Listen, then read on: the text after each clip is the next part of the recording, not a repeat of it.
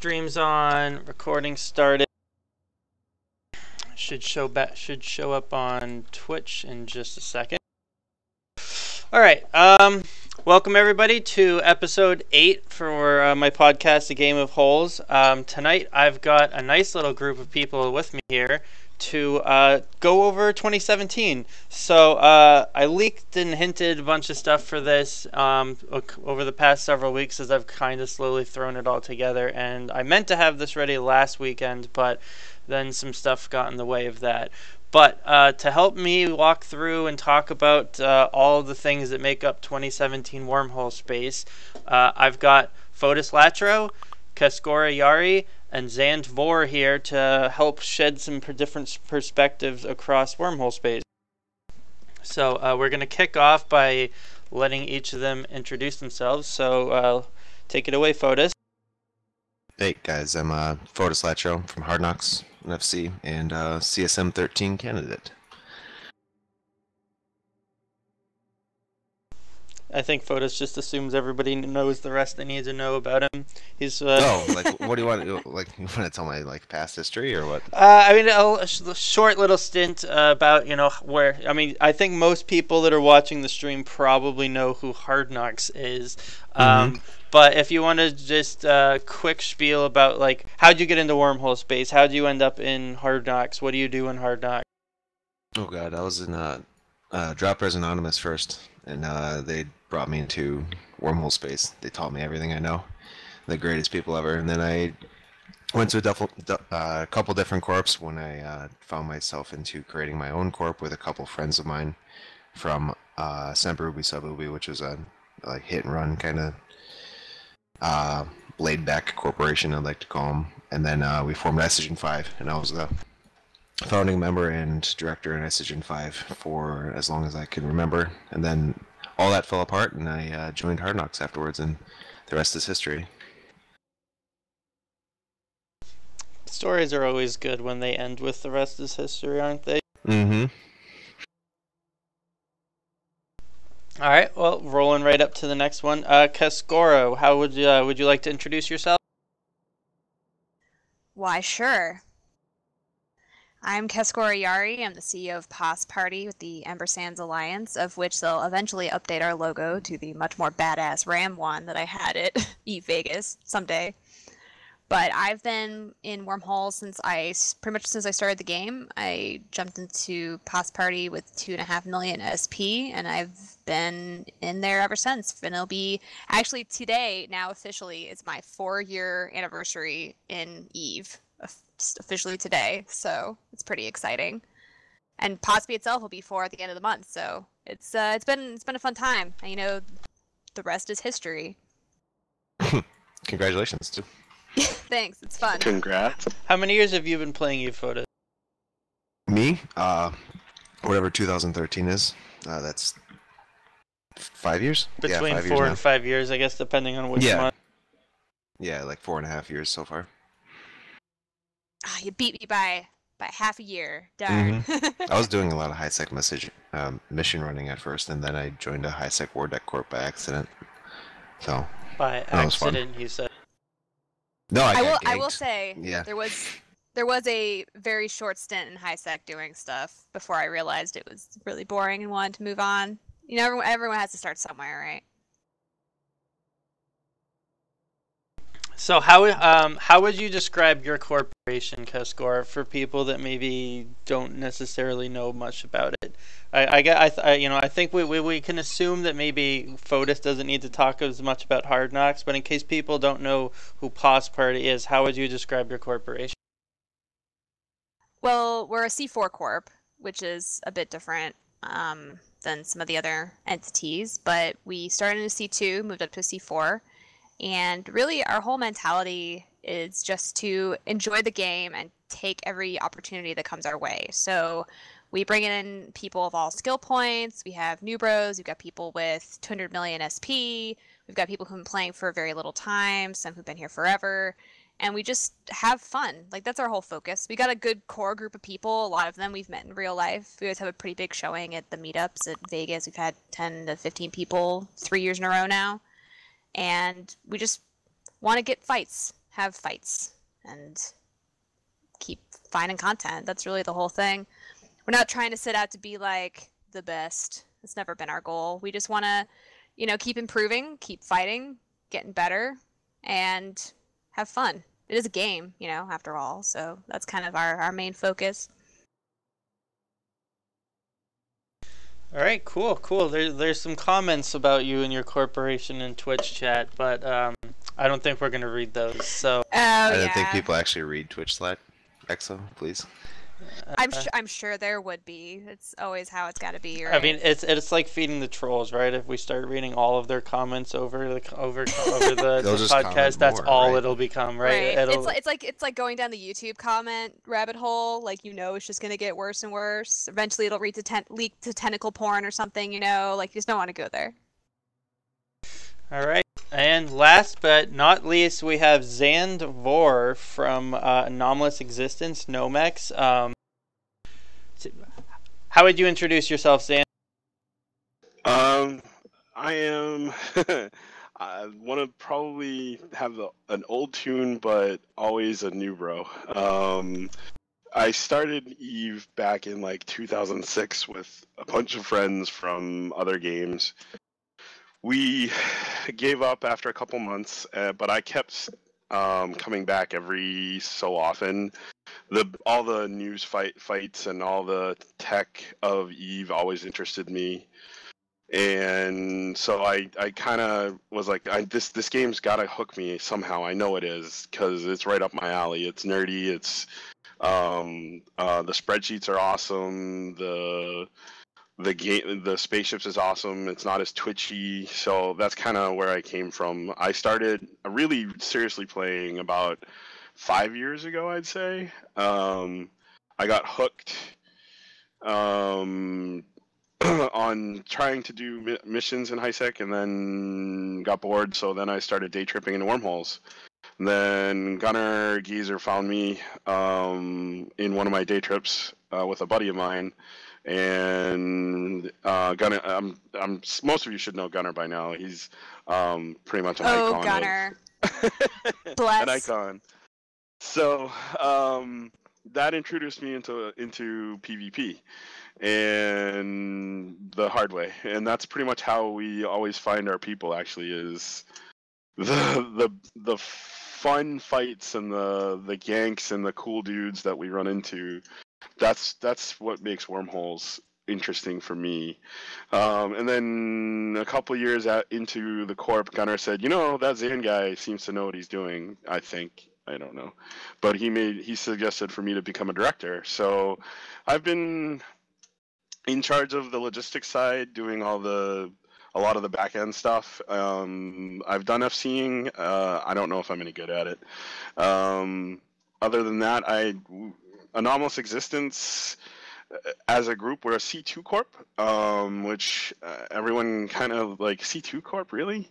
But we kind of like it. We like being the underdog in every single encounter that we run into. We tend to get underestimated a lot, I think, especially when we hit really above our pay grade a lot, I think, and we have a lot of fun doing it. So that's kind of. We're pretty laid back, but we do take it seriously when we need to. That's kind of how we roll. I mean, I guess you weren't taking it seriously enough to have an Alliance logo. Well, that. Okay. Hey man, I made you guys a great one, okay? And you had to restart your Alliance. I loved the low class logo. I have a T-shirt. I bought the T-shirt. And then we're like, no, we're changing it. And I was like, all right, whatever. So it is something. Actually, we do have a logo. Seraph SL has been doing a lot of good jobs for us for videos. We're hoping to have a video up for EVE, the Fan Fest, and more. I don't know. I don't know if he submitted the logo yet or not. It should be coming soon though. It takes a while. I submitted ours back in September and it got approved. Someday we get to be Rams. Yeah, well, we definitely need to get that going if it's not already. All right. Well, with introductions out of the way, I'm going to dive into some of the data porn I've got for everybody. Disclaimer, as I start to walk and get into these, is everybody always wants to know why the numbers look funny. So the data I use to compile all of this is sourced from the monthly economic reports that CCP Quant puts out. If you didn't know, there's an Excel spreadsheet that he attaches to those that includes every single ship that died that month. And I use those because it helps me get a more complete look. It's easy to imagine that, most people are, they just, they have their API or ESI hooked up to Zkill, so Zkill will get you everything. But it turns out that when I compared a couple months, we miss out on between 20 and 30% of everybody that's dying because they're people that don't have anything hooked up to Zkill. Including mainly a lot of the smaller corporations, but some of the even as high up as some of the like medium-sized ones don't seem to have a corp API hooked up to Zkill. So that's there. I have a slide that talks about drifters. I said it here, and I actually say it again on the other slide. But they only added the drifter to the kill dump starting in November. So I jury-rigged a bit of that, trying to look at it across the whole year, but keep in mind that that's a newish addition. All these numbers are only looking at wormhole kills, so if you're like, my corp killed way more than that last month, probably because a lot of it was from nullsec. And then the second thing is this is all only sourcing final blows. So if two corporations shoot at something, only the corp that actually got the kill got credit for it as far as my data is concerned. I feel like it's going to be biased against HK for some reason. I mean, you guys are still on top, so you can take that for what you will. But well, for all the months of 2017, you and Laserhawks traded first and second place more or less throughout the whole year, even with last blow taking into account and not including all of your nullsec stuff. So, and we'll stop and talk about this for a little bit. But this is a graph showing what 2017's kills looked like. So what we've got all 12 months here. The orange line representing the number of kills, which is going off of the left axis, and the blue bars is ISK killed in billions, which is going off of the axis on the right. So we can see that January started the year off strong, at between 3.5 and 4 trillion ISK being destroyed. It kind of fell down from there. Historically, January is usually the most active month of the year, but we bucked that trend actually by having November beat it out. And when I say that trend, that's sourcing out of 2016 and 2015 data. In both of those years, January was the busiest by PvP month. So we've potentially set a new trend here.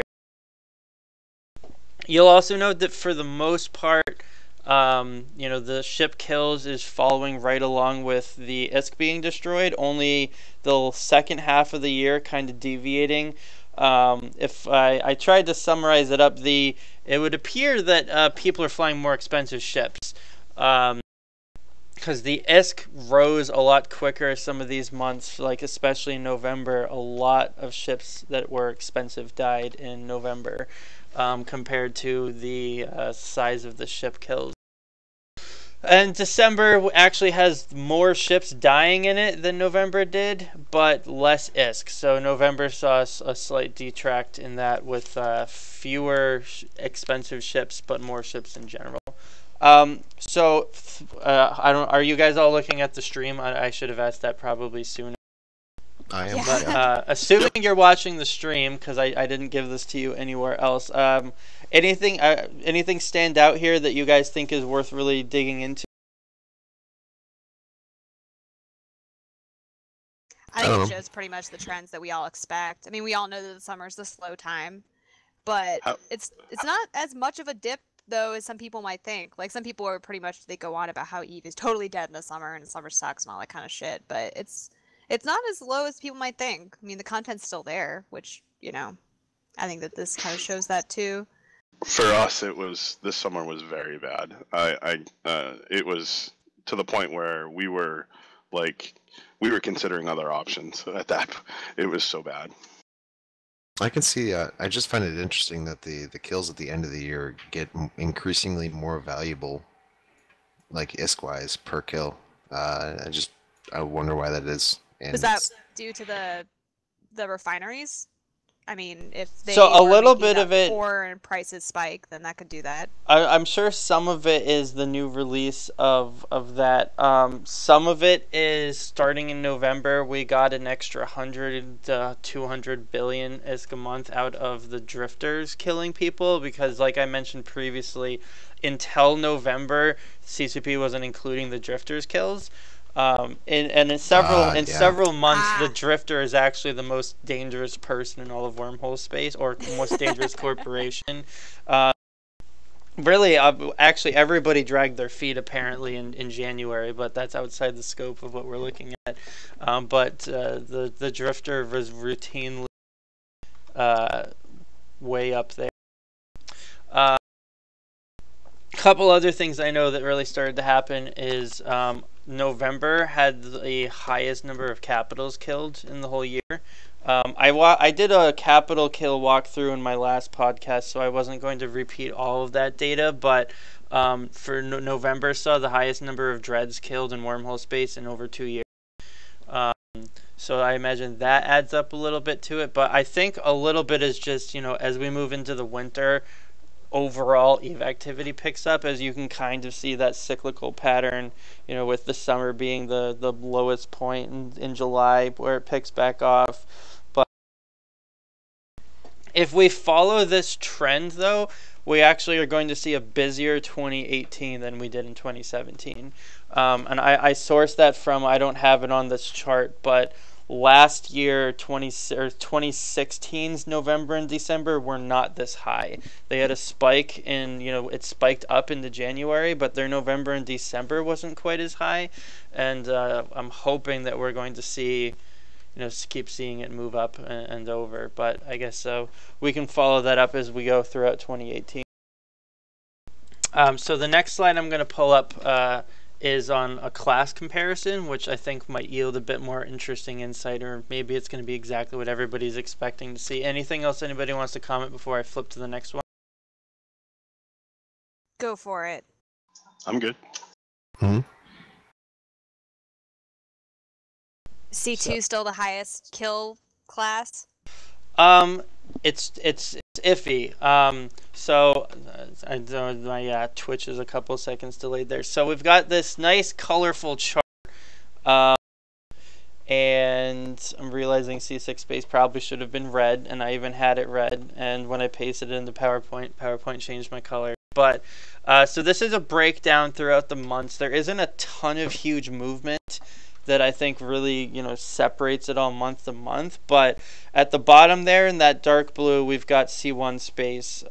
Probably a surprise to literally no one is that C1 space is not where you go for all the PvP action. C2 space is, I think, probably busier than most people realize. In January, it was busier than C5 space. C5 space being that lighter blue up near the top of the bars. It looks like some months C5 space had it beat, other months C2, but they're pretty close. And this is ISK being destroyed. This isn't number of ship kills, because you might be unsurprised to know that a lot more ships die in C2 space, but a lot more ISK dies in C2 space in several of these months. C3 space is kind of hovering around middle of the path, I suppose. And C4 space, despite everyone constantly saying it's the best place to be, is sometimes worse off than C3 space, sometimes better, although I think, Keskora, you can probably attest that you don't live in C4 space to fight the C4 corpse. That's serious. But it also depends on your statics too, I mean that's the big part of it. Right, I mean the dual statics is nifty. And the others, I should have mentioned it sooner because people are probably sitting here scratching their heads. So the way the database breaks them up, C13s and shattered holes are in their own regions. So when it comes to like mass data filtering, it's difficult for me to try to attribute a C5 shattered hole actually to C5 space, since just off the J code, it's not really that easy to tell. So shattered holes and C13s are lumped into the dark blue. Thera is not included in this data because, as everyone knows, Thera is not a wormhole, so it would not make sense to be talking about Thera tonight. No argument here. So another next up little breakdown I've got is to showcase a little more, and wow, PowerPoint did a number with these colors. You might not be surprised to learn C5 space has the most ISK. This is the whole year lumped together. C5 space has the most ISK, but if we look over on the right, its percentage of all the kills is significantly smaller, with C2, C1, and C3 all gobbling up much bigger chunks. C6 space kind of stays really tiny in both of them, and C4 actually shrinks just like C5 space, so it looks like C4 space has more expensive kills than a lot of the low class, but it has fewer. What do each of the colors mean on either side? Yeah, so legend at all? Yeah, that key's a little small. yeah, so I tried to color code them to the actual class, but that clearly didn't pan out. So the red is C6 space on both of them. That dark orange we have on the left side, that's C5s. The yellow is C4 space. Pink is C3. I don't know why they're different shades of blue, but the blue on both of them is C2 space, followed by the tan being C1, and shattered and C13s is black. So we're just seeing. Oh, so the left is ISK breakdown. Yep, left and is the right ISK. is kills. Yep. So when the if everything lined up perfectly, we would see identical pie charts, but we don't because possibly because you'd expect it. Possibly maybe you wouldn't. C2 space has a large chunk of all the actual kills. That's also where Wingspan does their primary B274 camping. But a lot of people die in C2s, but they're not worth as much as a lot of the ships dying in higher class space. Do you have a breakdown between the difference of PvP kills versus PvE kills, or no? I do not. So my data is purely sourced off of ship X got killed by person Y. I don't have my data doesn't include like where it got killed. It doesn't matter if it died in a site on a wormhole trying to defend a citadel. Like it just died. None of this includes purely PvE kills, with the exception of the drifter losses. So if somebody died to just like emergent sentinels in a gas site, that kill or that ISK is not represented here, which might be interesting to see, but a lot of people that die to sleepers, turns out, don't have their APIs hooked up to Zkill, so I'm not sure we'd be able to get as accurate a reading, but I would love to see where the majority of people are dying to PvE purely. That would probably be pretty amusing. Don't look at my golem kill. Or death.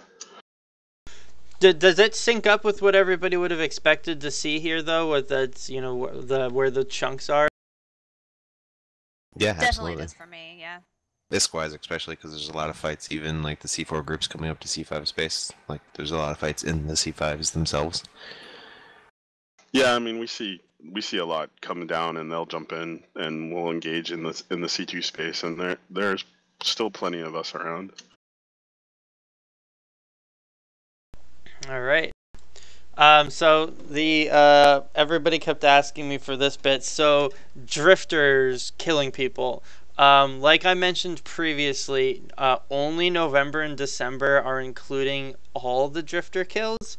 So you'll note that huge spike. That huge spike is probably not because people suddenly got bad and started dying, but that gap is all the people dying to our friendly little neighborhood drifter who do not let their kills show up on Zkill.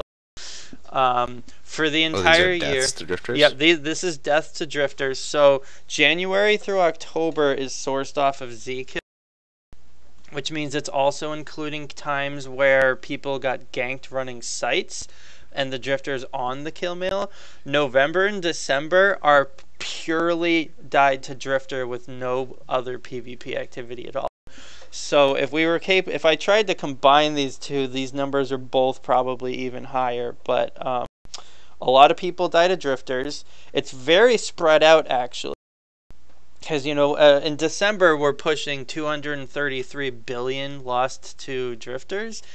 But the highest single corporation that's lost stuff to drifters is MCAV has lost 8.3 billion ISK exclusively to the drifter, no PvP. These numbers would probably be higher because they're sourced off of the data dump, so that's only really for November and December. But I don't know. Do we find this list surprising? The list of the 5 biggest drifter losers. I wouldn't have put MCAV at the top, honestly, but I feel like that's pretty accurate for us. There are a bunch of bears. I was surprised my corp wasn't actually on here. I really was. Because for the month of January, my corp was number 3, but when it boiled down to just November and December, we were actually down at 7. So progress, I guess, because at one point we were definitely number 1 for the whole year, but we've improved, I guess. Or other people have gotten worse. So it's a little hard. The other thing is how many of these are from, they're not counting your bear holes that are all over the place, right? If you've got any. So some of the bigger corps may not be appreciatively marked here. Oh, absolutely. So all of my data is by corp rather than by alliance, because doing it by alliance gets a little finicky when people move from one alliance to another mid-year, so I just kept it all corp. I'm sure if we bumped it up to alliance, I would say it's very possible that scary wormhole people would be much higher on the list. Probably Shekel would have lost more too, because I know they have a lot of farm corps in their alliance. I'm not sure if it would have changed much for wholesale or POS Party or Wingspan. It would change precisely nothing for us. I mean, we pretty much do 95%, if not more, of our ratting in our group in our main corp. So I also don't think it changed anything for Hard Knocks or Laserhawks. You don't think you don't die to drifters much for it? No, we don't die to drifters. Like we'll hear about it in corp when somebody dies to a drifter, and the last time this has been, I've never heard it this year that somebody's actually died to drifters, because we've had like deaths to DCs and stuff like that. Maybe 1 or 2 this year, but A, our stuff is in the API, and B, like all that, it's just so far in between that we don't actually die to drifters. A lot of our fits that we use are gap stable, leaks that they can run when we're DC'd, so we just turn on the tank and run it. That's clever. So now instead you're just dying to the Russians, right? Yeah, exactly. Fucking, yeah. 2 people, Laserhawks got ganked yesterday, and a guy from HK got ganked 2 days ago. They gave you guys a break today. Yeah, they ganked somebody else. Like, they've been crazy.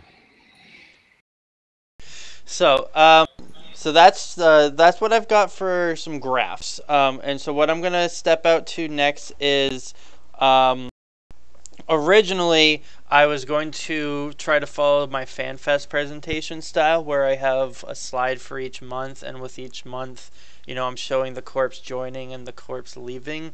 For better or worse, turns out there's a lot of corps in Wormhole space now. Last year for my FanFest presentation, I used a bar of 10 billion ISK a month to kind of cut off to people that I just couldn't afford to pay attention to because there's too many. I tried to keep that bar, and it turned out that the number quadrupled. So I raised the bar to 15, and the number still tripled. So maybe I really should have just kept jacking it higher, but I started and it was just too messy. There was just too many corps moving all over the place. So instead, what I am going to do is I've got 2 quick slides showcasing the corporations that are, routinely. I wanted to highlight some of these corps that are just kicking butt constantly. And then we're kind of just going to open it up a little bit to a bit of questions from the chat if people want to. And we're going to walk through and see where the discussion takes us while we recap some of our favorite moments from last year, notable events, things that, we thought were especially relevant for Wormhole space, and maybe some that were only relevant to certain individuals. So probably none of these corporations are a surprise to anybody. We've got, I can't count, we have 11 corporations that killed at least 15 billion every month. And 15 billion sounds like a relatively low bar, considering that I know Hard Knocks and Laserhawks, I think the absolute lowest one of you ever went was 83, I think. But it's enough of a bar that a lot of corporations struggle to hit it every single month. So these are the big PvP corps that hit it every single month. I'm surprised Pospy's on there. Oh, you shut up. I'm sorry, Zand, your corp didn't make the cut. You're going to need to get out there a bit more. We're working on it, trust me. I can tell you, so your corporation did really well the first half of 2017, and then you... Oh, there's no MCAV on there? What the fuck? Well, so MCAV as a corp didn't actually exist until March. Oh, okay, so that makes sense. It would That's be the only reason why. Yeah, so I think I have them on the next slide. They didn't hit every month as MCAV. If I include Genk Corp, they would have made it, but if I trying to mix and match corps that moved around would have made this especially difficult. So these are all the corps that got it every month. I was actually surprised Wormbro was on there. I don't know if I should be. Man. Maybe I shouldn't be surprised because we don't run into them that much, and everybody talks about how bad they are, including their own members constantly. But I mean, they're doing work. They're doing work. They fight everybody, man. They fought us. They fought Checo before. They just rocked up in our home with Sleipnirs. I've told you guys this before, right? Yeah. Oh yeah. So, and wholesale is up there mainly because they shoot a lot of people that aren't the other people on this list, but they're up. And so these are the corporations there's MCAV that almost made it. These are the guys that got at least 9 months of getting 15 bill. Shekel actually only missed it because they moved, and not terribly surprising. While they were moving, their corporation was a little less active. So Mouth Trumpets picked up and showed up on the Killboard radar starting in March. They kicked it off strong. Their first month as Mouth Trumpet, they killed 45. And most of these other corps are probably fairly friendly faces that you'd expect to see. I was a little surprised Repo was this high on the list, as was a Ruse Cruise, because I feel like I haven't even heard that name in months, but they're still out there, still killing stuff, so kudos to them. Anybody know what happens to Actung?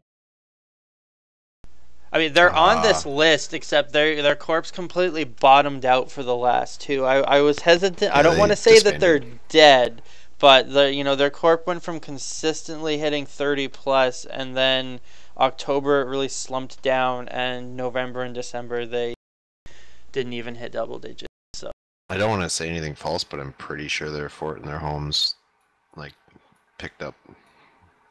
I didn't think they were anything anymore. It's like the curse of the Roman Corp, kind of what happened now, Hotline K162. You just burn yourself up from rage rolling null sex all day and try to find and ganking rock rolls. If that's your only source of content ever. Yeah, that can be rough. So now what I'm going to do is we're going to transition to a bit more open discussion while we recap stuff from the year. What I thought would be fun to start out with, though, is I guess Zand, you mentioned your story a bit earlier, although not live on the stream. What was your favorite fight gank event that you partook in 2017? We'll start with you, Keskora. Oh, don't start with me. I have to think about this one. All right, I have a feeling Foedus already knows. So Foedus, what was your favorite? What was your favorite thing you did in 2017? Oh God, I have to remember if it's in 2017 or not. Does it have to be Wormhole space or no? Well, so I guess why don't we hear your favorite thing at all, and then we'll follow back up to a favorite thing in Wormhole. I have to see this. I have to see if this is in 2017 or not. I've been in Hard Knocks almost 2 years now. I was surprised you didn't just jump right out with the Inner Hell eviction though. Was that? That was not... like, honestly, it was a lot of effort for what it was, and it was probably my favorite thing in W space, the prep and the planning for it, and like doing it. Although I didn't do a lot of the prep and the planning, but I did a lot of rolling other people's carriers in and everything. Like I'm pretty sure it's public, but we have like 130 plus caps. Noobman said. In that hole, and it was just like the amount of effort and the scale of it was just, it's never gonna, probably never gonna happen again, right? So that was that whole thing. It really sucks that it ended up being nothing essentially, because there's no fight, just to keep star kill in C6 space. But I'm trying to see if our super dunk in Panic, the one time we baited out and killed like 400 bill worth of supers, was this year or not. I know the giant Vorqual dunk was 2017. I'm pretty sure. Oh, that was hilarious. With the really big AAR, the like 20 some odd Vorquals that you dunked all at once. I have no idea if you were personally involved with that one, because I'm not really sure whose Nixes or whose these days. But is that the botted one or? No, that was Hotline, which is another funny thing we could talk about. Although I think that was actually 2018. I forget. But yeah, my counter escalation video, that one, where we had like a whole bunch of triage and all of our nixes staged for an escalation thing, and like we were gonna tackle a roll call, wait for the escalation of their supers, because they usually did like 10 supers, and we had like 20 or something plus fax plus our subgap fleet, but then Octune and Inner Hell were rolling at the same time, rolled into Kobold Edge, tackled a roll call, so they like sprung the trap for us while HK and Laserhawks were waiting on a Titan and all of our supers to get bridged in on them. So it was like a massive three-way, like right away. It was amazing. I remember this now. They were especially salty, right? Because they were under Peter the Moonlight was FCing. That was like his last time I've seen him in W space. He was so fucking mad. They were under the impression that for some reason you guys weren't going to shoot them, and then you started shooting them, and they had dreads there. They had 3 or 4 dreads negs there, and like we killed their subcaps, then we killed their dreads, then we started working on them, and then they sprung the bait again, and then we sprung the bait on top of that. So it was really good, really fun. It was like a like you see in nullsec and lowsec, just like the escalation, people just keep on escalating on each other until it gets to this massive, huge fight.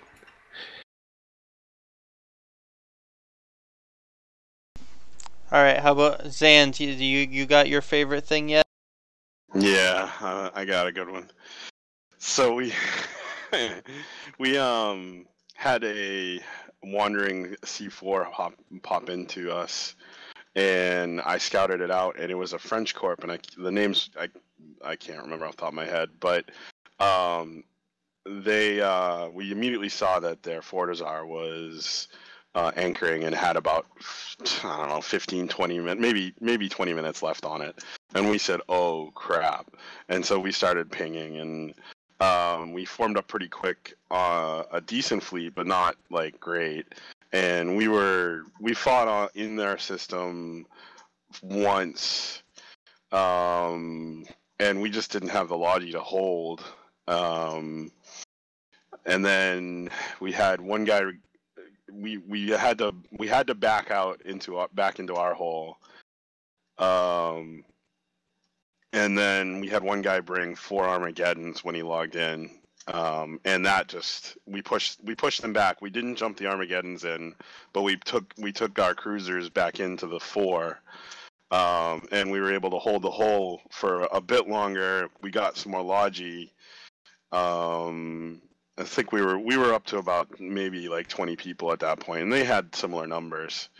And that fort timer was ticking, and we were watching it. And we're like, this is just, we've got to do something. And so we pushed. And then I got a convo from the guy, and he's like, "Dude, we've been up all night."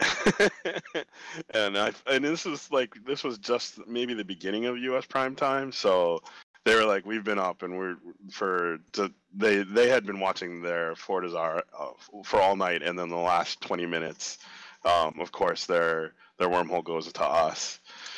And so we actually brokered a deal. We said we'd watch the Foedus Latro go up. And we made some good money off of it. And that I don't know. Sometimes that's like the funnest thing is it's so Eve is to do something like that, is not to blow up their stuff, but to blackmail a little bit and make some money and have a good time.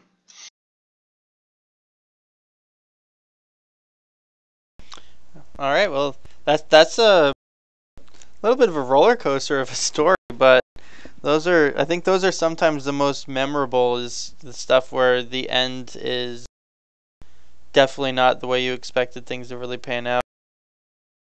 Yeah, I mean, we do stuff like that. We like to mix it up.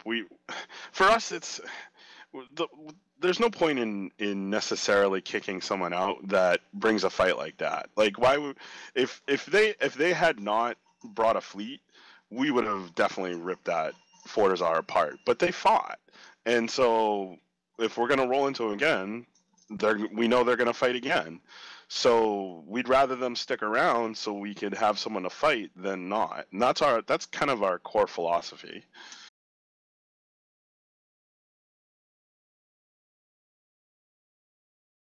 All right, you got your favorite event yet, Keskora?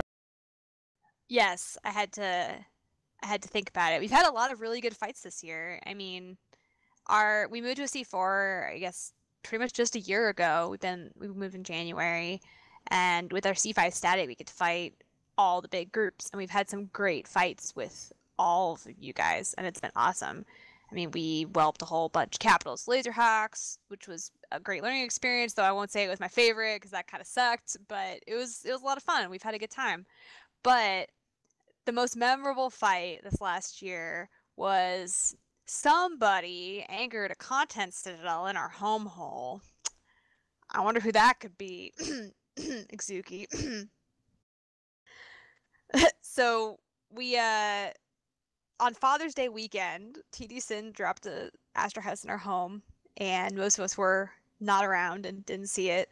And on top of that, I just renamed like half the citadels, so everyone thought that the one that was anchored was just something stupid that I had renamed, and it wasn't. So, like, you know, when it was only had 8 hours left to anchor, we finally discovered, like, oh wait, this isn't ours. And I was at work and immediately started just flipping my shit because it was done by like an NPC corp and I was freaking out. So I contact like two of my favorite wormholers, Exuki and Trends from Wronghole, to say, oh my god, there's a citadel in our home, will you help us defend it against it? Little did I know that both of them were currently logged out in my home waiting for the citadel to anchor. So we ended up pretty much, you know, all day we were freaking out and trying to figure out what was going on, and we couldn't figure out who it was, and I was, you know, stressing out like crazy because I was at work. And on top of that, my mom has a sheep farm and it was lambing season, and I had promised her I'd kind of help her fence so we could keep the lambs safe.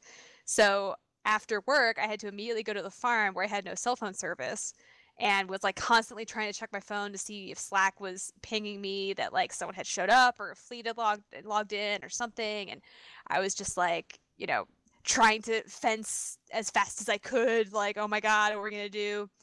And I finally get home, I log in my main, I get in my Nanazu, and god, how many people did you have, Exuki? I mean, it was a lot. It was like a 50-man fleet that you logged out in our home. Yeah, well, it was we had us. I think we had a third group with us. I think. Bros before holes. Right, this before was they back when disbanded. Bros was a thing, or was back when they Yeah. were a thing. We had them. I mean, so that might have been one of my favorite experiences too. It was mind-bogglingly combination of hilarious combined with awkward because so like from our perspective, we're not sure that you would have even noticed the Astor House if we actually hadn't like leaked it to some of your line members. Because we're sitting there and we're getting ready and I'm talking with Trends and some of the people that put the op together, because I wasn't involved with actually putting the op together, but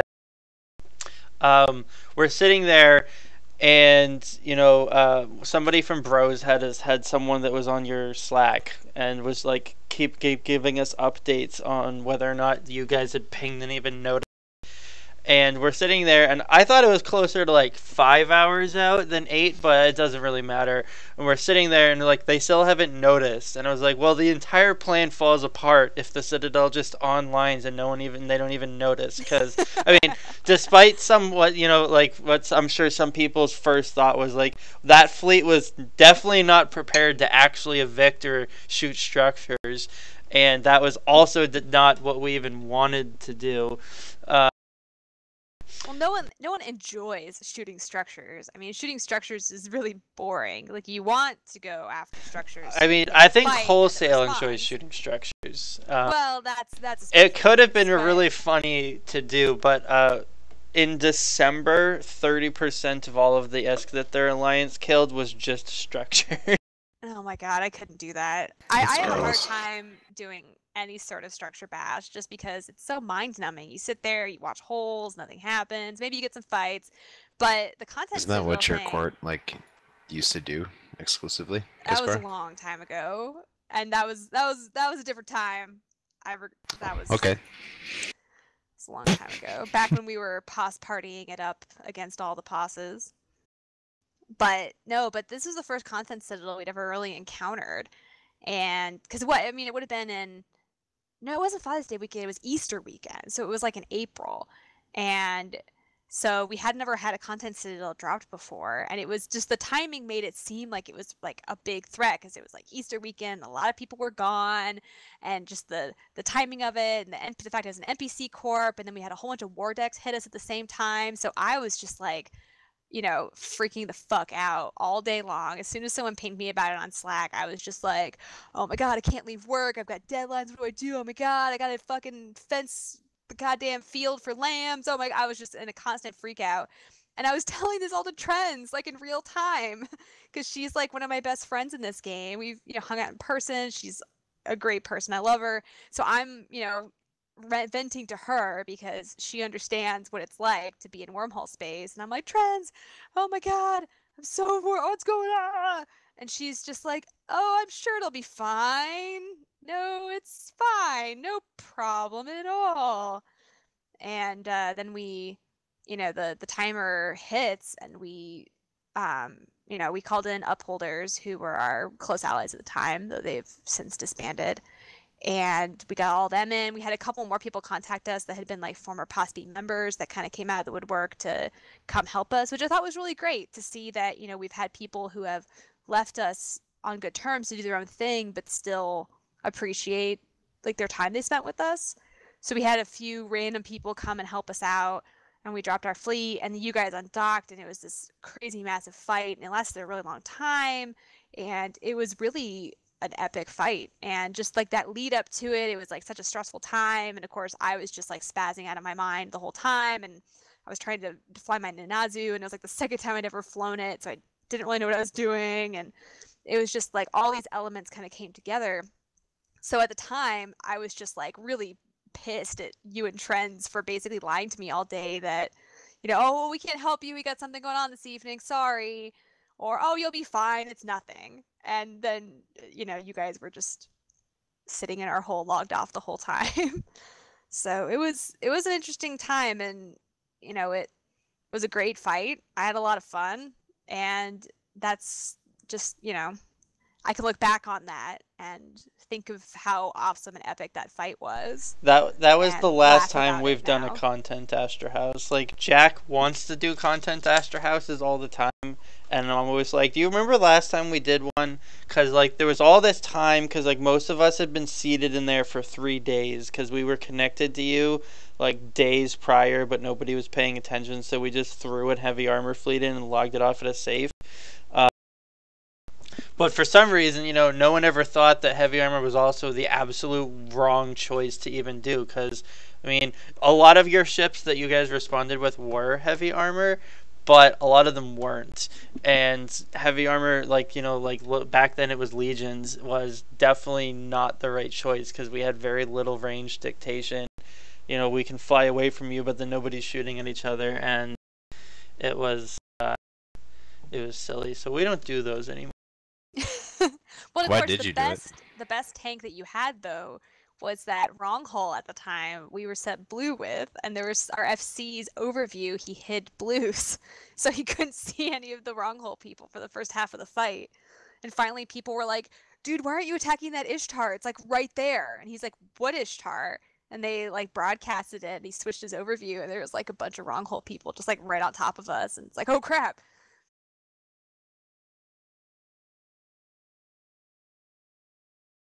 But it was a lot of fun. I mean, those are the kind of fights that, you know, you can look back on, and, you know, even if we'd lost, if we had still like had that kind of epic level fight and you guys hadn't like destroyed our structures in the process, you know, like I could look back on that and be like, that was a fucking epic fight, you know?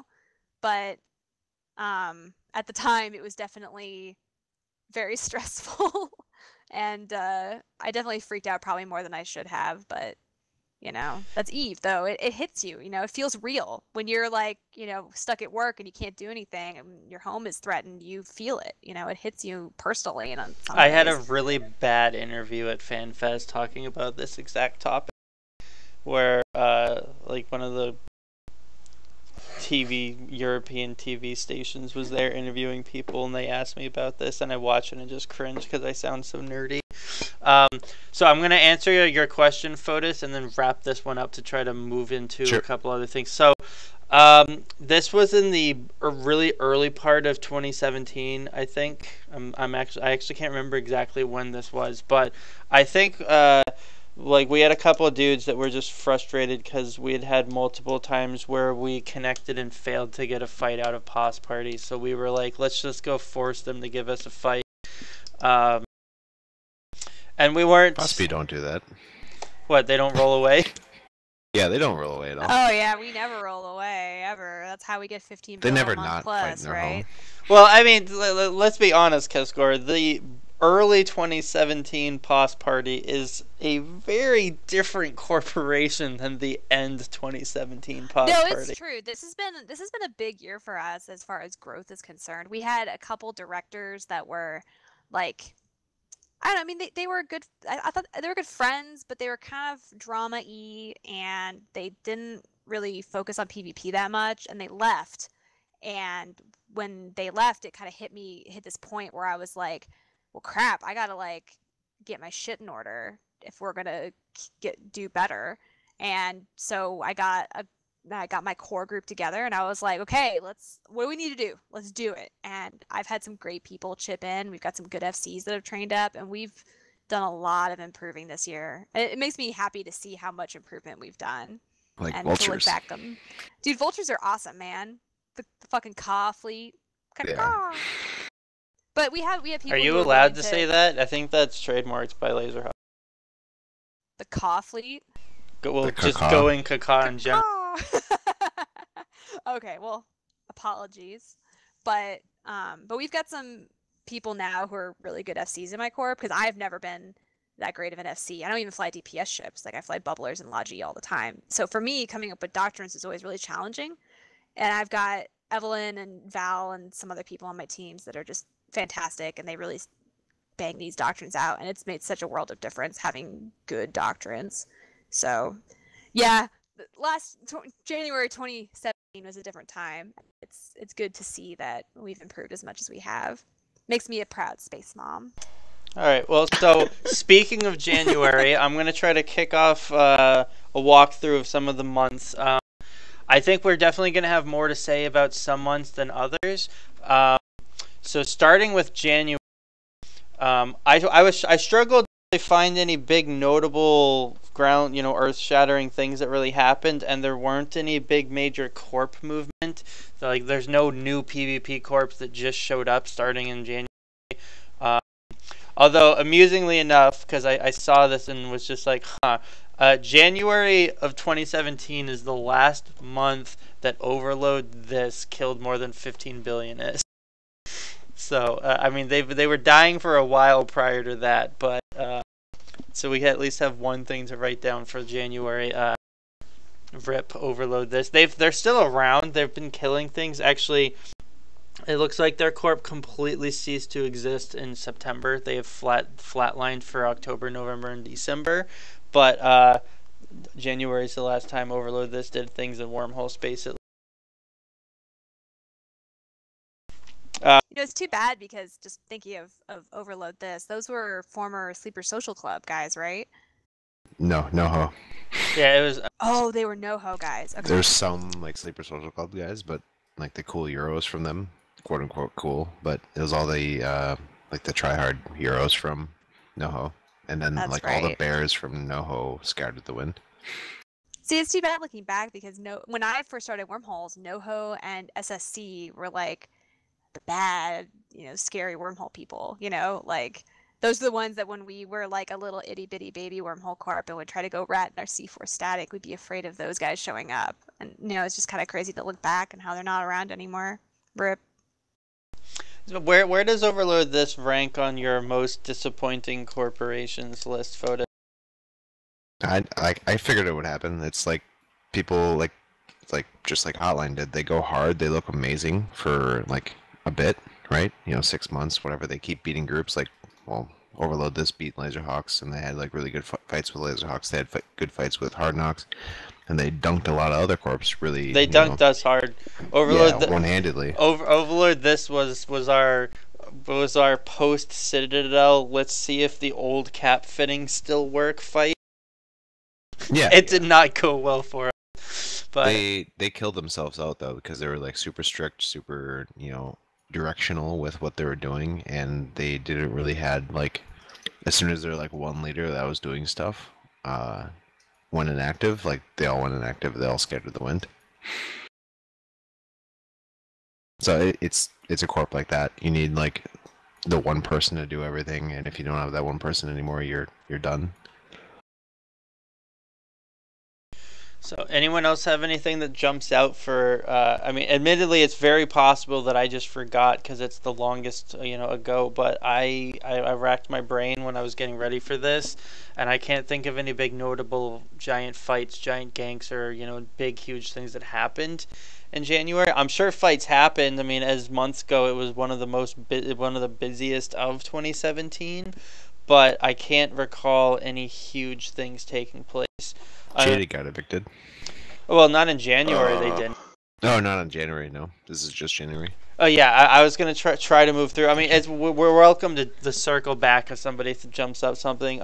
Things that happened that are pretty cool for February. February is when Shekel Squad moved to a 5-5, and I know there's a lot of Shekel Squad in the Twitch chat. So, yay, you guys joined 5-5. But I can tell you, looking a little bit back into 2016, the move to 5-5 space, I would probably attribute, and I imagine that they would too. It really kicked off their like monthly kill averages. Prior to moving to a 5-5, their peak in Wormhole space was in the mid 30s, and they kicked March right off in a 5-5 at 40 billion is killed, which is fairly high for a newish corp. And I mean, they steamrolled all their way up to their highest. They ended the year they're peaking in November at 154 billion is killed in Wormhole. So I would say I think February and March into March, while they were moving, probably marks the ascent of Shekel Squad. I don't have any other huge markers though. That's one of the notes that stands out when I look at some of the data. I couldn't find any big evictions taking place. At least on the larger corporations. I mean, we'd expect it. Jank Corp and Redfire, like petered out after that, but only because they consolidated up into Mouth Trumpet. It was one of Operation Worm Bear's last active month. But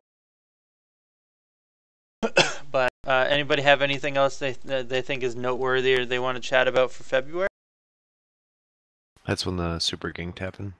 The super gink happened. Yeah, the nullsec. In nullsec, yeah, and Cobalt Edge. That's when we lost. Well, we lost a couple dreads there, but is all. And then we killed. What was it, like 400 billion ISK worth of supers and maybe ungodly numbers that I can barely even imagine.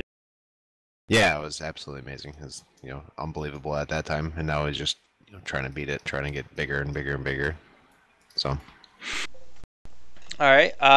So March was the first month that we had Mouth Trumpet on the radar as their unified corp, and I wanted to give a big shout out to Mouth Trumpet because for for merging groups and putting a corp together is definitely not easy. I doubt he's listening, but I think we'll all sadly miss Tiny. But he did some serious stuff with his corp, and I'm not saying his corp's dead. By no means misinterpret this by thinking Mouth Trumpet's dead, but they stand out as as the corp, like the absolute highest corp on the list of all the Wormhole corps for a group that just like regrouped, banded together, and just shot right off. Because for the whole year, they're at number 3, sitting beneath Hard Knocks and Laserhawks. Is Mouth Trumpet. So for a group that I think kind of just jumped in and started flying by the seat of their pants as far as Wormholes goes, they really did really well and continue to do really, really well. I will say about MCAV is probably the second most memorable fight of 2017 for us was against MCAV. It was the very first time we'd ever fielded capitals. Ever. Like, I'd never flown a capital ship in PvP before this time, and they had a huge fleet in our home, and we really wanted to bring it to them. We felt really shitty that we couldn't fight them, so we were like, well, we've got like a few capitals. Let's go ahead and we'll throw a Thani at them. And so we just like had a Thani on dock, and we had no support for it, and we'd never flown with it before. We didn't know what was going on, and they were just like shredding this thing. And so I was like, okay, I gotta get my Nanazo, I gotta save his Thanatos, but I wasn't really fit properly. I'd never jumped in it before. I didn't have implants. I didn't have anything. So I just like cold jumped into my Nanazu, warped in, managed to land on grid when the Thani was in 20% structure, managed to rep him up, and I ran out of cap charges halfway through the fight, and we had to have a suicide Balgorn come in because it was like the only ship anyone had to like give me some 800 cap charges because it was the only thing they had available. And man, we fought for it was a long fight. It was like an hour and a half that we fought MCAV.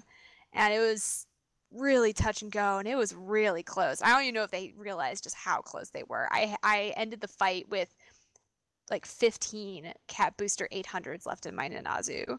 Like, it was a close fight, and they brought it. It was really epic to have that kind of fight. That was the first time we'd ever had a fight that kind of size and scale in our C4, and it was great. They really, great job to those guys.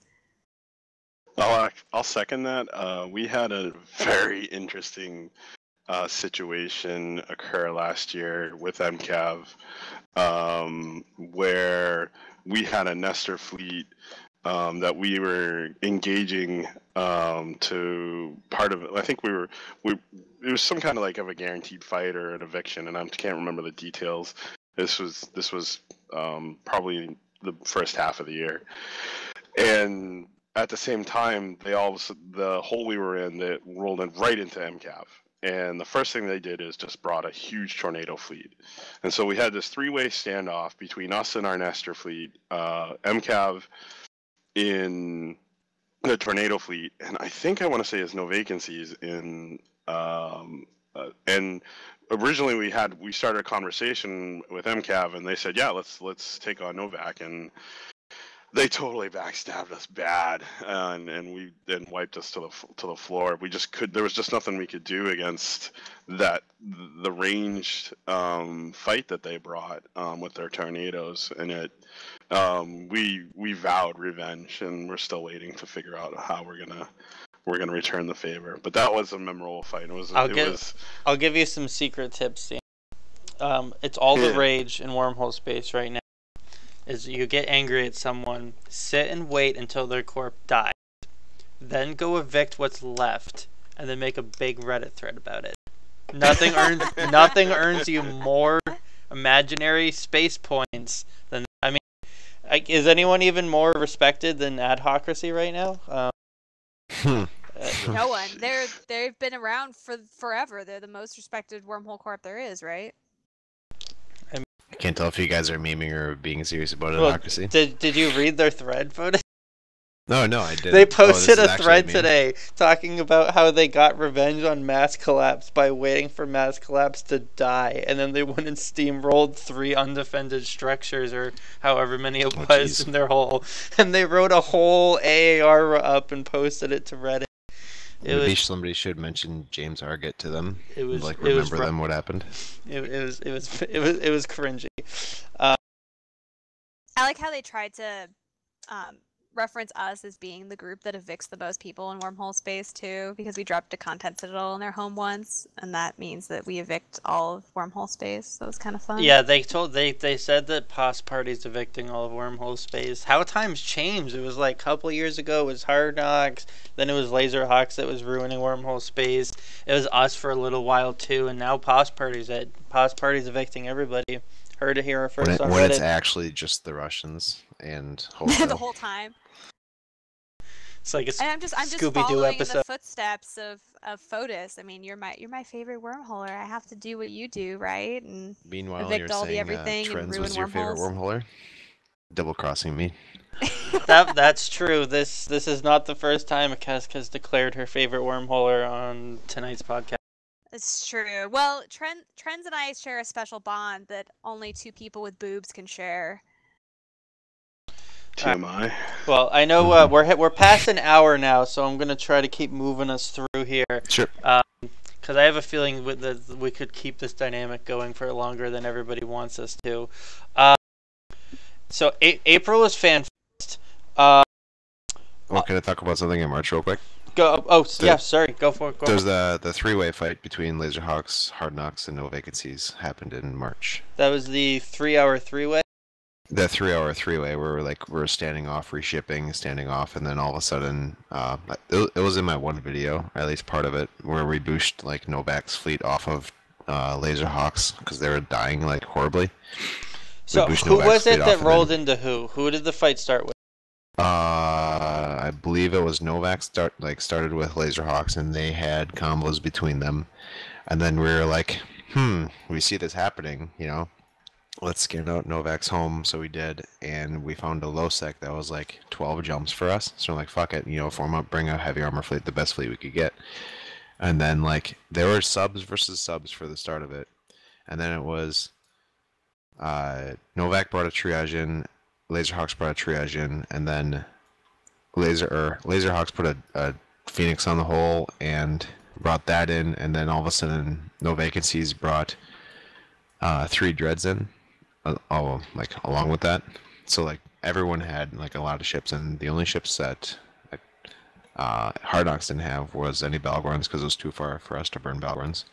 And fighting like caps when you don't have Balgorns or even caps of your own is a really, really tricky situation. And it being a 3-way right away, because we warped in on them 2 fighting, and each of them probably thought that we were there for the other person. So they instantly primaried us, like all of Hard Knocks. So we had to like dip in and dip out and, take on targets of opportunity. But it was a really interesting fight, and we finally blew it up with Laserhawks when they were going to like die, and they got dread bombed in their home, and then we just killed all the Novak caps. And it was fun. Like Novak lost like 50 bill, Laserhawks like 30-ish, I think, and then Hard Knocks like 19, I think, if I remember the numbers correctly. That's a big fight for sure. Yeah. I forgot which month that was in. Like that was on my radar as one of the fights I wanted to make sure we talked about. I literally missed a meetup. Like you remember Bronya Boga, right? Mm-hmm. Me and Bronya Boga meet up every year at the Milwaukee Eve meetup, and he doesn't do it this year anymore, but he did it last year, and I literally like missed that meetup because of this fight, because I was FCing for this fight. and I couldn't like leave when like this fight of the century is happening, you know. So, April, I've got Eyes.fr happen, which I think was one of the first times we saw kind of that big bandwagon of whole control, wholesale, some of their high-tech merc friends, you know, going out and punishing people. Might not have been the first, just it's one of the first ones that pops into mind. We had FanFest where CCP talked and promised us a bunch of Wormhole stuff and then did absolutely nothing in regards to delivering any of those. Anybody else got anything for April?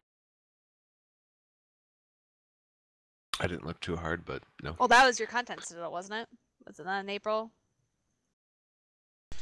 I can't remember. I think it was something like that. Easter's one of those holidays that like I never pay attention to. Since until we it talked shows up about and it already. my family expects me to show up to them. So that was I already got my in for April. So June slowed down, as Wormhole space and even general slowed down in June.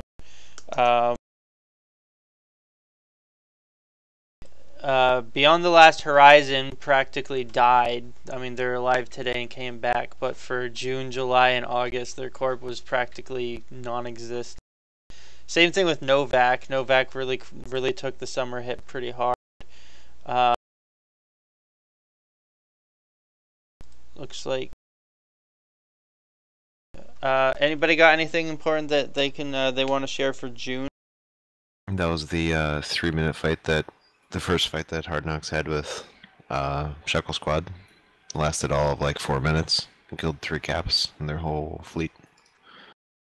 That sounds like kill mills right now. A learning experience for Shekel Squad. It was quite a steamroll. It was 30 billion ISK versus 0 ISK lost from us. We had 1 dread and quite a bit more ships than them, but they had 3 dreads, so it was kind of even. So, what would you define as their biggest mistake that led to such a horrific one-sided fight? They brought HAW dreads on all of them, which is it's a good move, right? If you want to kill a whole bunch of subs, but they had no application helping mods. Oh, and their Moros was cap gun, so they should have all you either go all cap gun or all HAW in like every situation you ever want to fight in, and they just went 2 HAW Phoenixes at range and didn't have any application assistance because you need a subcap fleet for your HAWs to work. They can't really do it solo by themselves, and they also didn't deal with our newts well. So we just killed the targets of opportunity, and then they had no support after that. They should have warped in triage straight away instead of 3 dreads. They should have did 2 dreads and a triage, and their subs would have held. Because we damp neutered their guardians, got rid of the guardians right away, and then all of their subs are completely useless after that. And then their dreads were in warp, and then we had finally finished up killing the last of the legions that were trying to burn away for safety, and then the dreads, we just killed those instantly with our dread. So July, Tempest Legion died out in July, closed their door. That was always an interesting corp that I'm not sure we need to rehash completely on here, but they were a PvP corp and now they're not, and they stopped PvPing in July.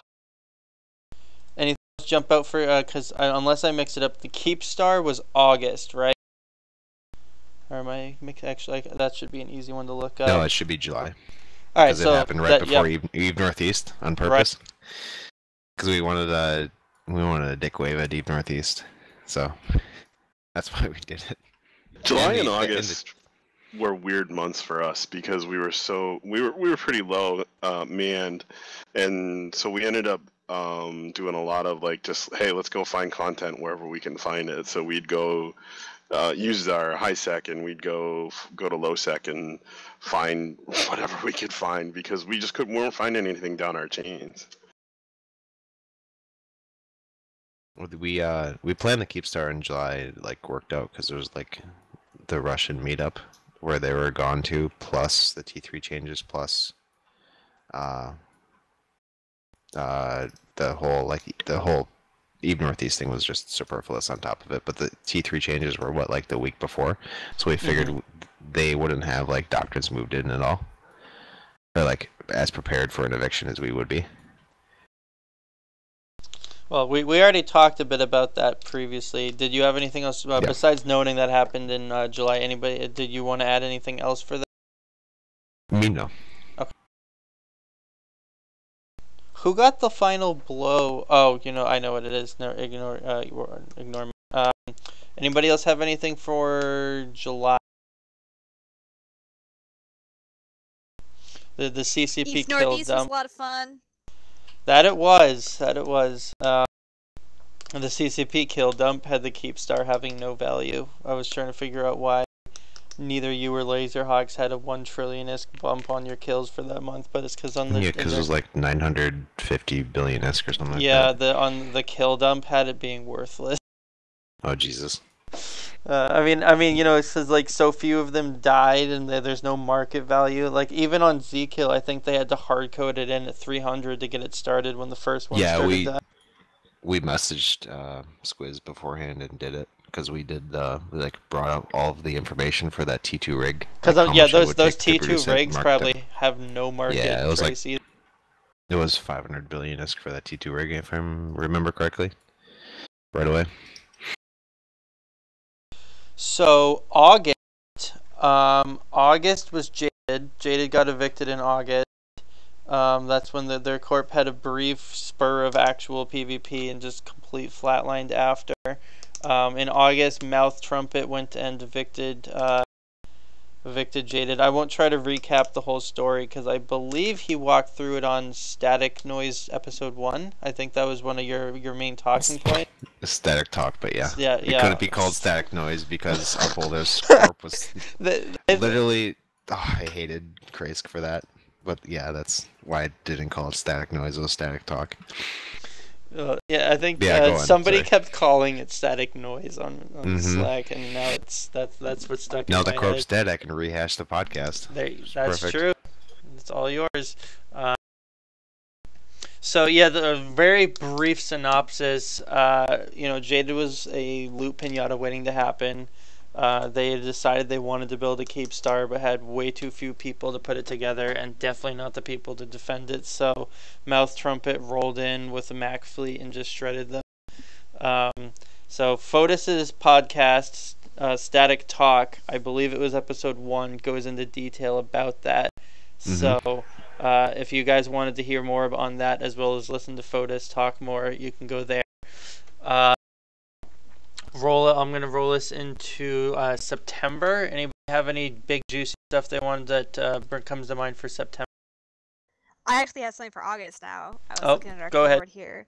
We had a pretty interesting fight where we roll up our static and we jump in and we see MCAV. And we're getting ready to fight them, so we jump our fleet in, and Laserhawks show up through another connection. And so we start fighting Laserhawks instead. And they end up jumping their Vehement into us. And we're just like, oh shit, what do we do? And then MCAV finally shows up and they're all in tornadoes. So we had this crazy like 3-way fight that was just, it was an interesting fight. Definitely was interesting. We lost a lot that day, but it was definitely fun to have such large numbers and crazy ships showing up on all sides. So it was pretty fun. First time I'd seen a Vehement, so. My corp had a Vehement once, and we self-destructed it in LowSec, which was a very cringy suicide awareness fleet that an ex-member who means well but doesn't always think through what he's doing was leading.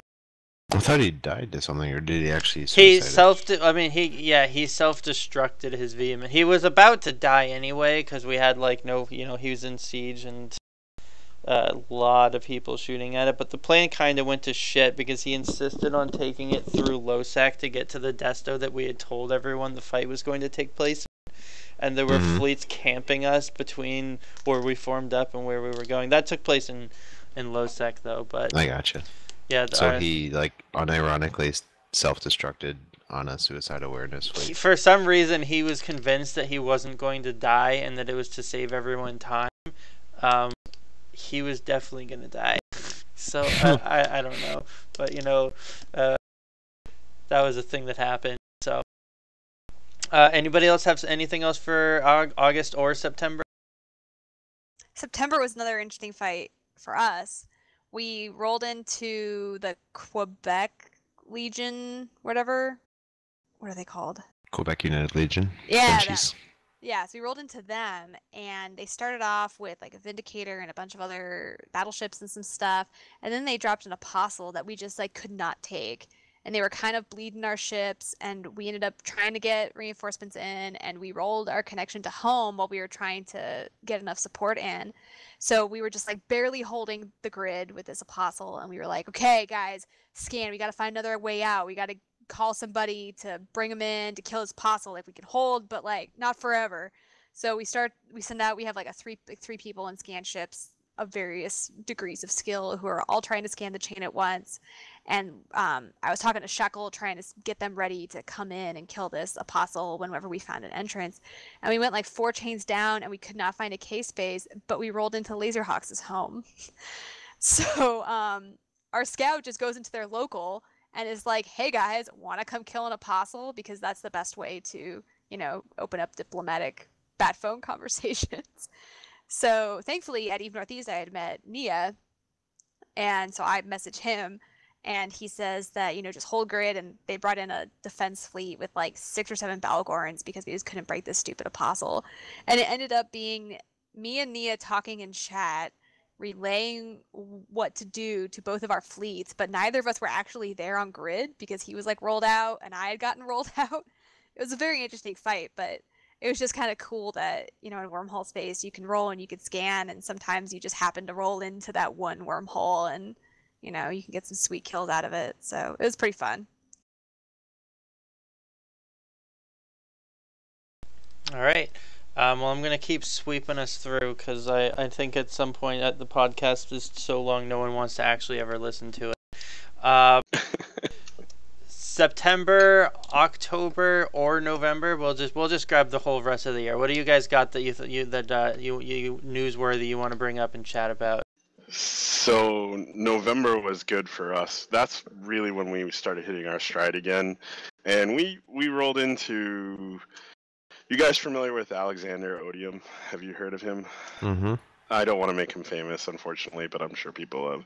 He seems to have these grandiose idea of setting up a free port in wormhole space, and he lies to everyone about it. And he's had like nervous breakdowns about it.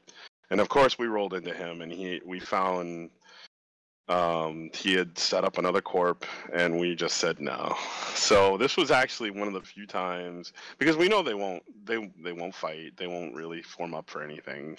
They're just not worth anything. So we took the time and actually seeded the system with scouts, and we didn't like do any log off keys or anything, but we just kept coming back every day and just took out their entire infrastructure. It wasn't that much, maybe like 1 or 2 Astra houses, but it just this just goes back to what I said before: is if you're in wormhole space and you're participating and you're fighting, that's what we want to see. We want to have those fights. We want to have that fun. If you're just doing this for nothing, then why are you even here? I don't know. That's just how I feel. There's a fight in October where we killed Beyond the Last Horizons Vehement and 1, 2, 3, Yep. 5 other dreads and 2. That was the big one, 2 right? triage. Because Yep, those are big ones. yeah. 88 bell. Pospey was there, Shekel Squad was there. Mm-hmm. We weren't invited. Actually, You guys we all were. died right away, and then the Laserhawks finally got bad phoned. Or Yeah, not Laser Knocks, but Hard Knocks. We jumped in. We beat you guys there just a little bit, and like the 5 guys we jumped in just like died immediately, and then the whole collapsed, and then you guys beat us to the next entrance, and only like 3 of our guys got in. It was really too bad, but that was a crazy fight. You guys brought the prophecies though. A+. We did have a few guys that made it there in prophecies. Our Guardians made it initially because we were like, okay, we got to get the Guardians in first. We got to help support. And they all made it in, and then immediately all died. And then, yeah, there was like one prophecy bro that made it to the very end of the fight. And I was like, Jesus. I'm really surprised Hull Control weren't able to bring like the rest of Hull Control to help them. during that because it was enough time. Maybe the entrances were just really bad. Because I They've figured gotten- when we got in, They've they gotten would've had a really way good too. at cat blobbing lately. I think a solid yeah. chunk of their recent PvP prowess is really just them dread blobbing people that keep falling for it, and That's or all they do though. For real. or that people just think they're gonna be able to go kill the cat. Like we got bat That's the only phone. thing they did before though when they were in their other 5-3. Because Shekel bat phoned us to come shoot some a couple weeks ago. I think this falls probably into January, but we managed to kill one. They exfilled the rest of their fleet once they slowly got outgunned. But they'll probably pay the price again at some point. But they're gonna keep rolling the dice and keep winning because the odds are definitely in their favor. So, anyone else have any big things they wanted to bring up that happened in 2017? I know, at its best, we just scraped the surface of everything that happened, but so much happened we could sit here all night trying to go through it, and I think the easiest way to do it was to just grab a couple of really active people and have them share their thoughts.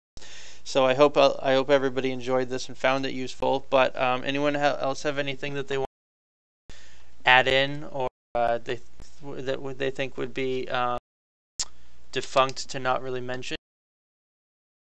Tiny SD defects underneath a Hard Knocks fleet. Thus killing the rest of his fleet. Thought that was important enough to bring up. I'll have to text him about that one. That was another one of those 3-minute fights where we just kill the dread right away, and then all of a sudden, like 30 seconds later, the fax is SDing, and there's like 3/4 of an armor fleet still there on field with the fax SD'd. I'm like, okay, thanks. So I'm just really excited about how things have been going, you know? Like we've been really, at least for us personally, we've been increasing our activity levels and we've been getting some really good fights. And I've kind of personally gotten over that like fear of like, oh my god, what if I whelp a giant fleet to people? Like I'm gonna be the one that has ordered that. And the time actually that I regret the most not really fielding the fleet was when Hard Knocks came into our home. We were connected to like, I know. You were gonna bring that up. I still we were ready for you. I told you to like. I know, and I was talking to you, and I was prepping for it like all day, and then I get home, and like one guy puts that little seed of doubt in my mind that makes me think that I'm just basically gonna like whelp my entire fleet, and they're all gonna hate me. But that's for what it. you did, and like you got 0 kills But anyway. I know, like, but I hesitated. you guys were rolling all the coals, so Laserhawks wouldn't come, and they weren't gonna come anyway because I had more than enough in that fleet. But then like I let you guys roll all the holes, and then all the incomings that is. I know, but you guys swelped your fleet to like our 8 Balgorns that we had, and it looks like we fucking blobbed you guys hard because we were prepped for like 7 caps to be dropped on us.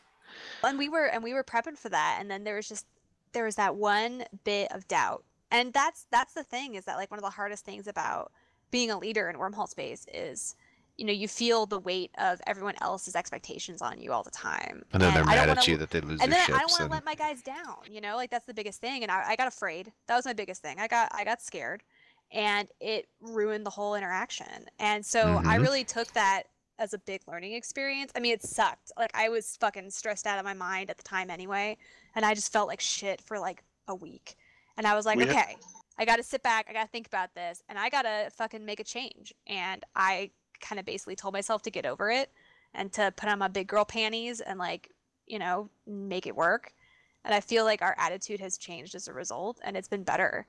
And so it sucks, and I still feel bad about it because I still feel like it could have been epic, and I fucked it up. It was my fuck up. This is what spawned the whole like Wormhole B team and that whole fucking stupid meme too, like the whole 50 extra docked and the HK Keepstar. I know. It was bad. It was really bad, and it sucked. And so ultimately, at the end of the day, if something sucks, you got to look at how to make it better. You got to look at what can you change to make things better and make it so that next time it's not a repeat. And we rolled into you guys last week, I think. And we just, we threw ships at you guys all day, and it was a lot of fun. We didn't worry about what it meant or what we were going to lose or how we had to bring it to you guys. We were just like, we're connected and we're going to fucking throw down. And it was much, much better. And I think that that's the attitude we're going to have going forward. And it's the attitude we've been working on developing more. And it's been doing nothing but good things for us. So I'm looking forward to this year. Cool. 2018 is going to be a good year. So I'm going to wrap us up with one last little discussion / just predictions. So I tried to frame how 2017 compares against all of Wormhole space. The most active Wormhole space ever was, which the old timers might tell you about the golden days. As best I could figure out, it gets a little hazier the farther back we go, was February of 2015, in which Wormhole space as a whole killed 5.7 trillion ISK. That's the ceiling, like the most we've ever done in a month. It's a little hard to really compare things because I think a lot of things have changed too. But a couple of things I just wanted to get your quick thoughts on. I think Foedus will probably be able to offer the most here. So December we crossed the 4 trillion threshold. We got to in November we crossed 4 trillion. Minor spoiler, January we hit 4.5. So we're 1 trillion ISK short. We're just under 1 trillion ISK short of creeping up to that like the golden days. And I think it feels like we're not there. I don't know if maybe it's rose tinted glasses, but the data suggests at least that Wormhole space is climbing slowly but surely back up towards that, unless this is just a 3 months little stint. But we had October into November into December's holding, and January rose us up another 500 billion. I don't know if that number will keep going up, but I think we're a lot closer to the golden days in regards to PvP than a lot of people think that we are. And I think, predictions for 2018, optimistically, I'm hoping that we're going to see February be just as busy as we saw in January. It might be tricky, because I know my corp, POS Party's corp, probably not Hard Knocks, but January was actually the best month that our corp's ever had for PvP and Wormhole. I know it was for POS Party. POS Party kicked ass in January. Foedus, did you know that POS Party killed more than you did in January? In W's face? In probably. W's face. They killed more. Sorry, that's a lie. They killed just under you, but they killed more than Laserhawks. And beyond the last horizon, somehow outdid both of you. Nice. But I'll do a recap for January probably in another episode, or not. We'll find out. But some people in the Twitch were asking specifically predictions for what Wormhole, moon mining, and the structure changes in February are going to do. I don't want to I suspect we could talk about this for an entire another episode. But if you had 1 minute spiel, what do you think that's going to do to Wormhole? I hope it's another entry point for wormholes. I hope it brings in people who haven't really done wormholes yet, and maybe encourages them to try it out or get started or maybe form something up. That's my hopes, because I feel like the people who are already here are going to be kind of take it or leave it, but hopefully it'll open up another avenue. I think it's going to open up. Sorry, go ahead, Zand. Just more roll calls. That's all I'm hoping for, is just to see more of them out and about, because there's going to be a reason for them to be there, and we've seen it. We've seen the uptick everywhere. So this is just good in my mind. We want that to be out there and people to put the ISK out there, and we're definitely have our own plans for it too. So we're excited. I think it's going to add to the content that a lot of people can do, both ISK making and killing them. Like what Exo said with the more billions and trillions of ISK being killed in Wormhole space every month. I think that's going back to people getting more ISK in their wallet. There's a lot of corps like yours, Exo, and Shekel, and all the other corps are getting more farm holes. People are getting more rich. People are spending more. People are losing more, and people are okay with it. Because that used to be like the bane of W space, where people would run on at sites in their home with the old way of farming and just have all this ISK and nothing to do with it. Which is why, the corps of yesteryear were so keen on just like fighting all the time. And that dipped down a little bit. Now it's coming back. Now I'm like a lot of other corps other than Laserhawks and Hard Knocks are getting on the whole farm holes, make them out of your chain, make ISK out of your chain type of mentality. And this is just going to add to that as well, I think. With the whole moon mining, people are going to be farming in their holes, taking their ore, getting more ISK, which means more kills in the long run, I think. I was on the Talking in Stations podcast 2 weeks ago when they were talking about the moon changes and wormholes, and there was a nullsec guy who was convinced that this would lead to huge, like, 20-man Rorqual fleets in low-class space, like C1 and C2 space. No way, and no. I thought it was really funny because I was like, please bring your 20-man Rorqual fleets into low. I think it's space. That would be great. It's possible. I don't know if you'll quite see 20-man Rorqual fleets, but you have to build them in there. He doesn't understand that. Well, I understand that, but the big question mark that I think could really make or break stuff like that is how valuable wormhole moons end up being. If they treat it like they did PI, then the class of wormhole is irrelevant for determining the quality.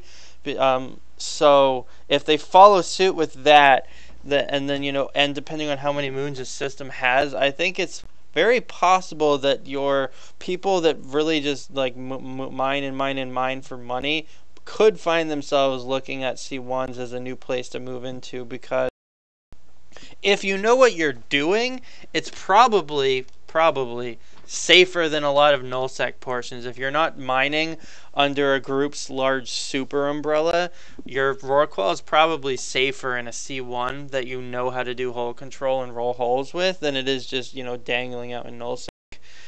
Whether or not the moons would make it worth it, I have no idea, because still, as of today, the moons on CC are still placeholders, because we scanned one of the moons out in RC5, and it's got, top-end moon goo, which has been stated as not what they're going to be adding, so it looks like they still haven't seeded us with even test values, so I guess we'll have to wait and see.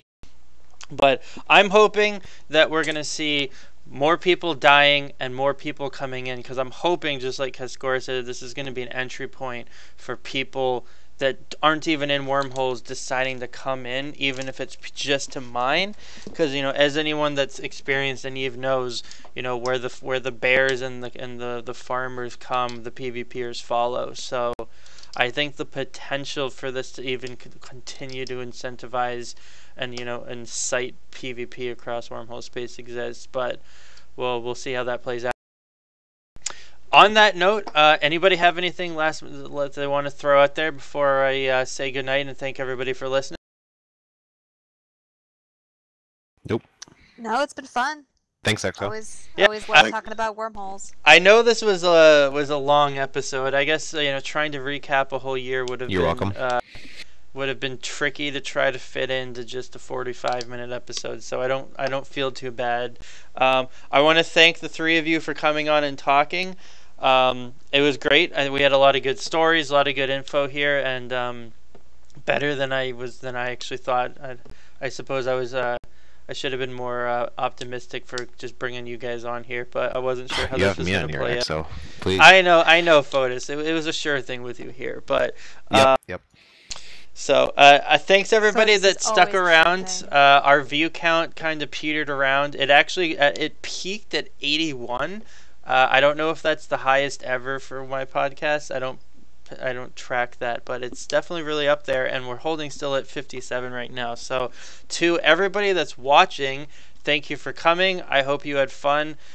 Please feel free to toss feedback at me on how these are going. People you want to see me bring on, topics you want to see talked about. I welcome all of it.